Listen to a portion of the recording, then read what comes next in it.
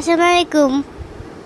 আসসালামু আলাইকুম, সবাই কেমন আছেন? আশা করছি সবাই খুব ভালো আছেন। আমিও আলহামদুলিল্লাহ ভালো আছি। চলে এসেছি আরেকটি ছোট্ট একটা ব্লগ নিয়ে। তো আজকের ব্লগটা হচ্ছে ২৬ রোজার ব্লগ। তো ২৬ রোজার দিন আমার জন্মদিনও ছিল। তো সেই উপলক্ষে এই তো দেখতেই পাচ্ছেন চিকেন বিরিয়ানি রান্না করেছি।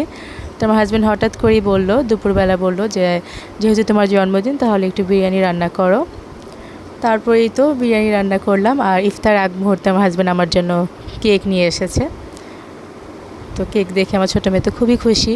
তো এই তো আমরা ইফতারে আজকে আর ভাজা পোড়া করিনি, ইফতারে বিরিয়ানি খেয়েছি। তো বিরিয়ানি খাওয়ার পর আমরা এই তো কেকটা কেটে নিব। তো এই যে এখন আমরা খেয়ে নিচ্ছি। তো সেদিন আমার বোনের হাজব্যান্ড শরীর খুব খারাপ ছিল।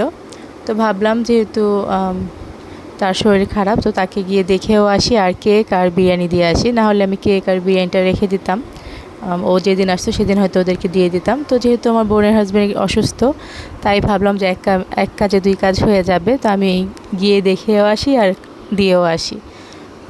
তো এই যে দেখতে পাচ্ছেন এখন আমরা কেক কেটে নিচ্ছি। তো আমার ছোটো মেয়ে তো খুবই এক্সাইটেড। ও বলছে আম্মু সবাই সুন্দর করে সাজুগুজু করো, আমাকে সুন্দর ড্রেস পরিয়ে দাও। তো ওকে সুন্দর ড্রেস পরিয়ে দিলাম। তো আমি ওকে বলছিলাম যে তুমি কেকটা কাটো। ও বলছে না তুমিই কাটো, তোমার বার্থডে। তো এই তো আমি কেক কেটে নিলাম, দুই মেয়েকে খাইয়ে দিলাম, ওরাও আমাকে খাইয়ে দিল, আম্মুকে খাইয়ে দিলাম, আম্মু আমাকে খাইয়ে দিল। তো এই যে কেক কেটে তাড়াতাড়ি আবার চলে গেলাম বোনের বাসায়। তো গেলাম পর বোন আমাকে ডিম সিদ্ধ করে দিয়েছে, সেটা খেলাম। তারপর কর্ন স্যুপ খেলাম। এই যে আমার দুই ভাগ্নি আমার সাথে স্যুপ খাচ্ছে। তো পাশেই আমার বোনের হাজব্যান্ড শুয়ে আছে, সে খুবই অসুস্থ ছিল সেদিন। তো আজকে আলহামদুলিল্লাহ ভালো আছে।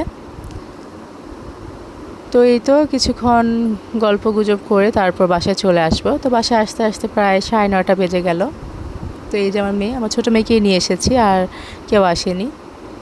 তো যেহেতু রমজান মাস, আম্মুর ইফতারের পর আম্মুর শরীরটা একদম ছেড়ে দেয়। তো ইফতারের পর আমি আর আম্মু বেশিরভাগ টাইমে ঘুমিয়ে যাই। ঘুম থেকে উঠে তারপর আমরা তারাবির নামাজ পড়ি। তো এই তো সুন্দর সুন্দর ছবিগুলো আপনাদের সাথে শেয়ার করছি। তো সবাই আমার জন্য দোয়া করবেন, যেহেতু আমার জন্মদিন ছিল। তো আজকের ব্লগটি এই পর্যন্তই। সবাই ভালো থাকবেন, সুস্থ থাকবেন।